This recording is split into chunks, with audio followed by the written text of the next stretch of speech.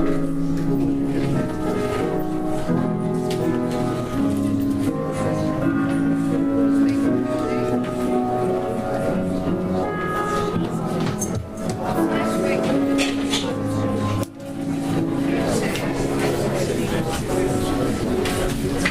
welcome back folks, Mike Burstyn.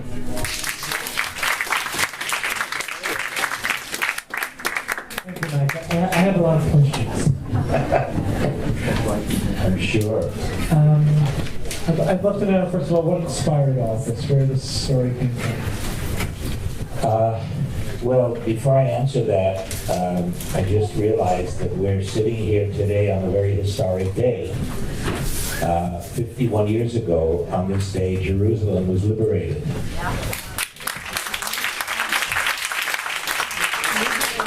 June 7th, 1967. And yesterday was D-Day. So A lot of wars. A lot of wars. And that's really what inspired me. This is a story that I was given right after the Six-Day War, which I participated in. And I've had it all these years. And a year and a half ago, I realized we're approaching the 50th anniversary, the commemoration of the Six-Day War. And I said, this is the right time to take this story and do something with it. It was a 3-page story. And so, with a lot of chutzpah, I wrote the screenplay, and I decided the time was right to direct, that I was, mature enough. And I was very lucky to get the investment that I needed, and these two actors who are phenomenal, Ifta Klein. And I wanted an authentic Egyptian actor. And everybody told me in Israel, impossible, you'll never get one, they'll never come to Israel. But this project, there were a lot of things that happened that were bashert, as we know what that means, the word bashert. And I was able to find an Egyptian American actor, Sami Sheikh, who has done a lot of work in Hollywood. I saw him in Clint Eastwood's American Sniper, where he was phenomenal. And I offered him this screenplay, and he said, first thing I need to do before I agree is give it to my father, because my father was in the Six-Day War on the Egyptian side. And he said, if my father agrees, I will agree.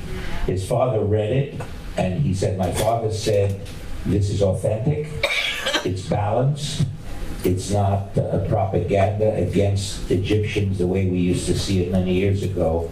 And that's the way it happened. And he said, if my father said okay, he came to Israel, and he was fantastic. And I was also very lucky to find the cinematographer, because I knew that as a director, if I had the right cinematographer, as a first-time director, and the right editor, these two, that was the key to everything. And a lot of muscle, a lot of muscle. It does look beautiful, so Thank you. put it together well. Let me ask you, what are your hopes that an audience will take from this film? What are The you? word you just mentioned, hope. I hope that audiences will come away with a feeling that maybe there's another way, because war and these two men towards the end get to the ultimate physical destruction. And that's what's been happening all these years. And we were able to accomplish something with Egypt. And my hope is that our enemies today and our neighbors might view this and say, like the Egyptian made a decision. He made a decision, a choice at the end, when he could have killed, murdered basically the Israeli, and he chose what I consider nonviolence, and that's what we're looking for on the other side. So far, They haven't chosen that. They've chosen the opposite. And I'm hoping maybe if they see that there is another way, because up till now it is pointless. And there was another way for this Egyptian soldier. To me, that is the choice that they need to make. And that's my message, basically. Until they make that choice for nonviolence, it's going to go on. So why does he make that choice? Why does, I mean, the two of them, it's really, I mean, you see the futility of it all. Yeah. Neither side sees the other side, and yes, this is possibly a bigger metaphor, as human, even though we see, and this is actually the most beautiful part of this film, is that we see the humanity in both sides, the audience. There's no good guy and bad guy. Nobody here. Everybody here has a family. Everybody here has a story. Everybody here is human, and that's something that actually most of the time the stories are usually told from one perspective. And I love that this was told from two perspectives. But there was that kind of like, you know, they were up until the almost last moment they were going to kill each other. Yes. Despite all the humanity that you give to it, and you're hoping this is going to turn into some beautiful friendship. Why does the Egyptian decide not to use this? That's the question that I think they need to answer. I can't answer it, but I can tell you that the actor, Sammy, we had a discussion about that because one of the choices was that he pulls the trigger and the Kalashnikov jams, just like the Israelis Uzi jammed. And he tries the same, like, you try to kill me, I'll try to kill you. The thing is, and the reality is, that Kalashnikovs never jam. That is a fact. That is a Russian weapon that will fire under any circumstance. And that would have been a lie, and it would have been, what do they call it? Fake news. Thank you. We could. I didn't want this movie to be fake news. And so I think it was a heroic decision, a human decision, and that's the, you know, somebody said it's the human side of war. It's an oxymoron. There is no human side of war. But these two men were trapped. They didn't want to be there. These were two, as I wanted to show, two people who were plucked out of their normal lives and sent somewhere and got trapped. And ironically, they got trapped in the United Nations outpost. I think that's the ultimate irony, because of the United Nations basically were the ones who were guilty of triggering the Six-Day War when the Secretary General of the United Nations got a call from Abdel Nasser, and he said, I want your UN forces out. And without even consulting anyone, the next day he sent them away, and the war was inevitable. So we purposely chose that building, and we were lucky to find it as the United Nations outpost. Maybe, you know, there's a little extra there. Let me ask one more question before we open it to questions from the audience. But is this a film that could be screened in Egypt and has the Egyptian crowd or Arab world in general seen this film? And by the way, you say that it's about them putting down their weapons. I think it's always about both sides putting down their weapons, and those guys are completely interchangeable, and one of them had to put down their weapon to make them both live. I forget who said it, but someone said recently that if our neighbors and our enemies put down their weapons, we would have peace tomorrow.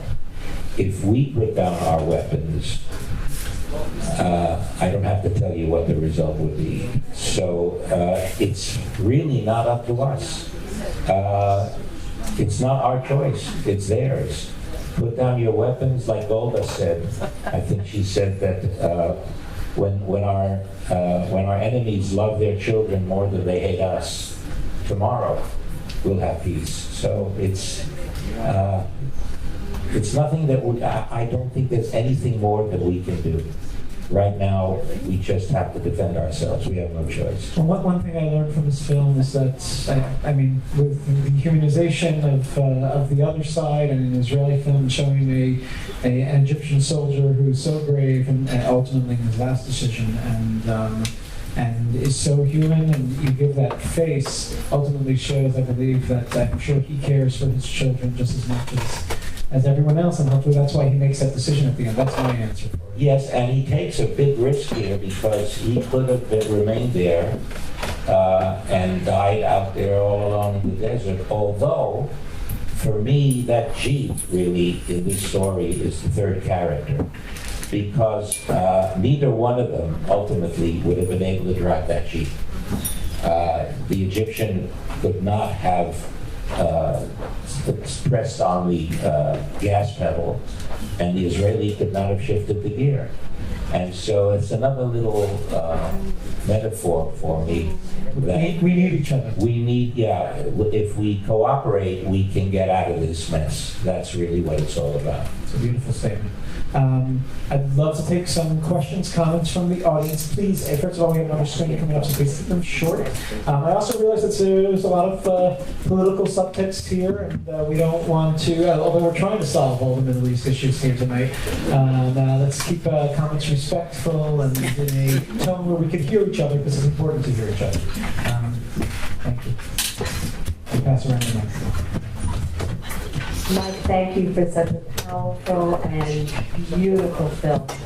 I just wanted to know, is this going to have like worldwide release? Is it going to be limited? How is it going to be distributed? It's been to several film festivals. It was released at the Haifa Film Festival. It was in Los Angeles, in several, it's being released around the world like it was here at Jewish community centers, at synagogues, at the Jewish festivals all over the world. But it's been difficult, as my fellow filmmakers have said here as well, to get theatrical release. Today is so difficult unless it's a Marvel comic or a Wonder Woman or some major star, Star Wars.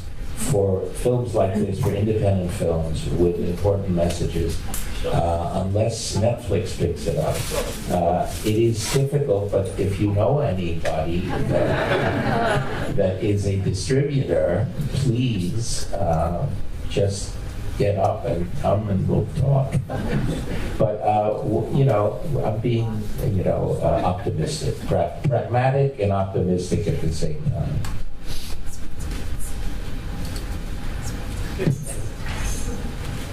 Thank you. I love the film also. Thank you. It's based on a true story, right? I don't know. I got this from a friend of mine who is not alive anymore, right after the war, the year after the war. And he gave me a short story, and he said, I think this could make a movie.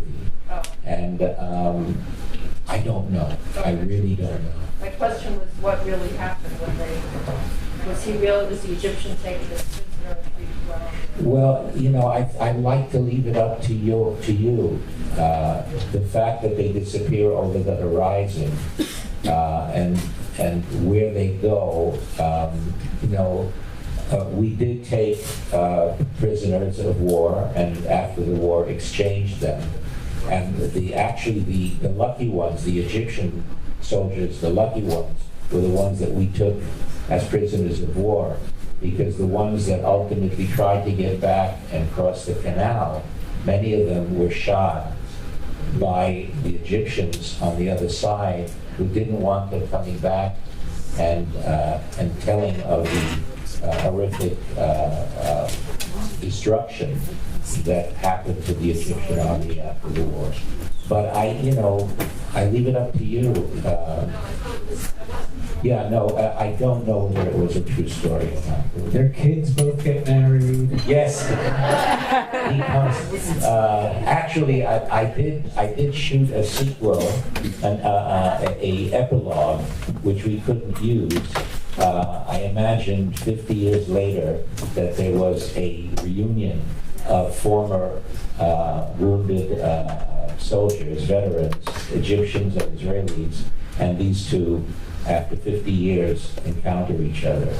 And we start to fight again. no, they come with their grandsons, actually. You actually shot this. We shot this, and the Jeep, the Israeli still has the Jeep, but it didn't work because we wanted to leave it exactly to your imagination. What happens to these? Maybe that'll be the sequel. On the DVD release, put it in the... Yes, yeah, on the DVD, sure. Mike, once again, excellent movie, but I do feel that your movie is it's quite a bit in contradiction to what you're saying, because at the end, the Israeli does fire his Uzi, and it jams, and the Uzi, as you know, rarely jams as well. Not quite. From my knowledge, but more importantly, if you did show this in in Arab countries, I think the comment would be, you see, he did try and kill him. The Egyptian did not. Do you not feel that's a contradiction to what you're trying to say? Actually, I'm not sure that his Uzi jammed. He may have run out of bullets, which is possible, because Uzis do jam. But I believe that my actor took a risk here by his decision, because from the point of view of the Arab nations that might see it, they might consider him as a coward. He could have taken out the Jew, and why didn't you? You were a coward. On the other hand, I think I think Westerners would view him as a hero, as someone who finally had the sense that it is pointless to continue. Even though you tried to kill me, I'm going to make take the upper hand. And but again, I'm glad you think that, because I want people. The main thing is to talk about it, to discuss it from all points of view, because otherwise, if it just disappears, no, we are in a dilemma for the last 70 years, and luckily, for 40 years, whether it's peace or not, we haven't had any war with the Egyptians. We have avoided killing and death on both sides. So that it's possible. It's possible if they make that kind of. It's up to them. It's up to them, not up to us. Really? No. Let's take one more question over here in the middle. Yeah. In fact, answering what the gentleman said, the Jewish soldier in the beginning offered the Arab. That's correct, yes. And then you also, though they have a parallel life, if you notice, the Arab always keep saying, it's the Jew, not the Israeli. It's the Jew. You see, I don't want to say anti-Semitism, but they have a hatred for the Jew. They're still there.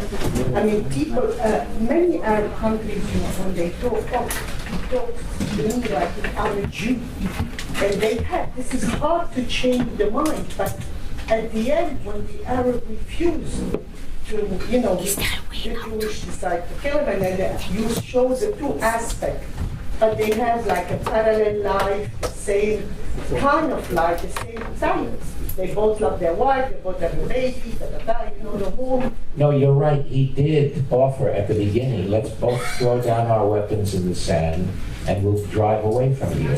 You come with me. He did offer that, and the Egyptian refused. But it's also, my actor was very determined that when we talked about it, that these were the Egyptian soldiers as opposed to the officers.